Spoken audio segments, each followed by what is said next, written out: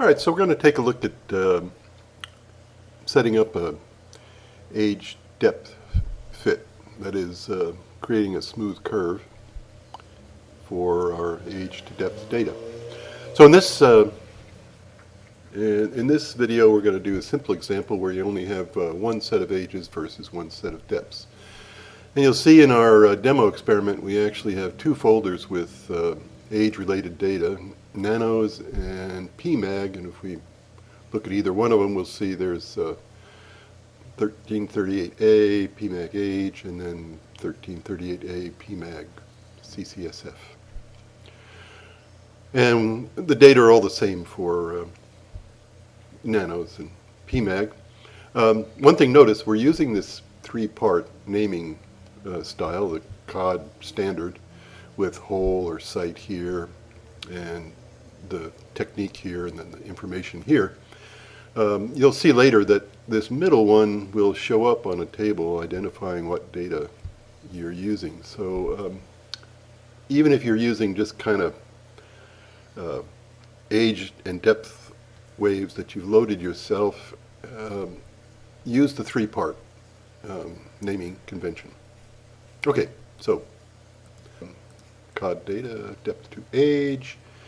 So we want to run AgeDepthFit. Okay, U1338, and we're going to do nanos. That's the folder. Okay, the depth wave is nanos CCSF. The age wave is nanos age. The event wave, that is like species or reversals, are B species. You can select none there if you don't have a wave that contains the names of the species. The fit order, I usually start out with maybe 4 or 5 just to see how it looks on the data. Do you want to force the fit through 0 age at 0 depth? In this case, yes. Later on when we're doing linear segments between cursors, that'll have to be no. Do you want to fit only between cursors A and B? No. And you get an error message if you tried, because at this point there's no plot, so there are no cursors. And finally, do you want age or depth as the x-axis? I prefer age. We formed a new folder called AgeDepthFit. And in there what you see is the fit age wave and the fit depth wave that defines this smooth curve, plus the coefficients for that curve. So if we take a look at this, you'll see that 0, x squared, x cubed, x to the 4th. So the coefficients are nice if you are doing something in another program, in Excel or something like that. You can just copy these coefficients down and recreate that curve really easily. Okay, so that's a continuous curve. If you don't like the fit, what you can do is go up to CODD data and down here, and if you just go to refit, and all it's going to ask you is whether you want to do a different order. And let's say 4. Okay, changes a little bit. Why don't we do it one more time? Age depth refit. Let's try a 3.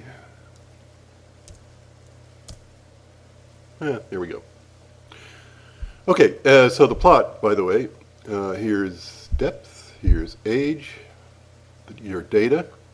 This red plus up here means that we have forced the fit through the 0, 0 point. And you'll see down here, here's a table with the data we've used, and we've added a 0, 0 line and actually give it a heavy weight. We'll talk more about weight in a separate video, so don't worry about it too much at the moment. Nanos is the data type, and this actually comes from that second part of the wave name. That's why I suggest you use the 3-part waves. And here's the event. And you can actually control what markers you're using by these markers, and these are automatically set in when you use multiple data sets, which we'll get into again in a separate video. So this is a smooth plot. I mean, it's a smooth curve. But on a lot of actual expeditions, just to make life a lot easier for everybody, often you divide the age depth plot into linear segments. So let's do that. The way we do it is we put A cursor on the top point of the segment we want, and we put the B cursor, we'll get down to here. We'll put the B cursor there. Okay, let's go to CODD data, depth to age, and we want AgeDepthFit again. And this is all pretty much the same, yeah. Now we want the order of fit to be 2. Do you want to force the fit through 0? Well, in this case we do, because this thing starts at 0. Do you want to fit between cursors? Yes. Do you want age? We'll leave that the same. Okay, so here's an error. It says both cursors are not on the data. And if you go down here, what you'll see is that cursor A is not actually on the depth wave, which is what we want. It's on the fit wave. So if we right-click here, we can put it back on the depth wave. Now it's depth wave, and if we go back and just rerun what we just put in, there's our curve. All right, now let's go from here down to, say, here. So we'll take A and put it down there. Oh, so you have a 16.5 meter per million year sedimentation rate represented by the slope of that line. Now let's go back up to depth to age, AgeDepthFit. Same.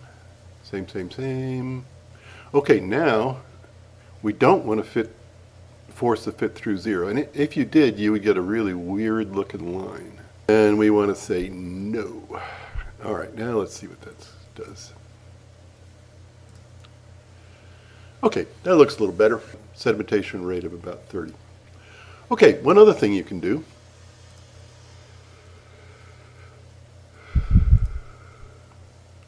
Let's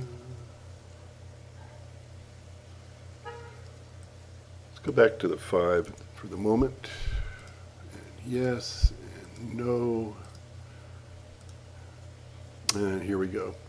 Okay, if you have data that you don't like, obvious outliers. Now, this is a pretty good, well-controlled data set, but just, let's say for some reason you don't like this point right here. Get the B cursor out of the way. As a matter of fact, let's expand this. All right, if you don't like that point, if you go up to CODD data depth to age, click on weight 0. Now you see the symbol has changed, and actually if you go here, you'll find somewhere there's a weight 0 and a different marker number. Go up to depth to age, and now rather than do AgeDepthFit, which would reset all the weights, do AgeDepthRefit. And all you need to do is mess around again. Let's try a nice higher order. Whoa.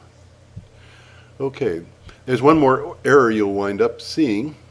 We might as well do that one just for the heck of it. Come on. And let's use some really high number, like 13. Yeah, here's the error that you get. It says that the AgeDepthFit is recurved, that there are some negative sedimentation rates. It may cause a problem. Yeah, I think so. And then it suggests either changing the order of the fit or changing the fit curves. Anyway, there you go, and it looks pretty weird. So you would obviously go back to something you like better. There we are. Okay, I think that covers it for a simple data set. And we have 2 other videos. We're going to talk about multiple data sets, and then we'll discuss the weighting a little bit.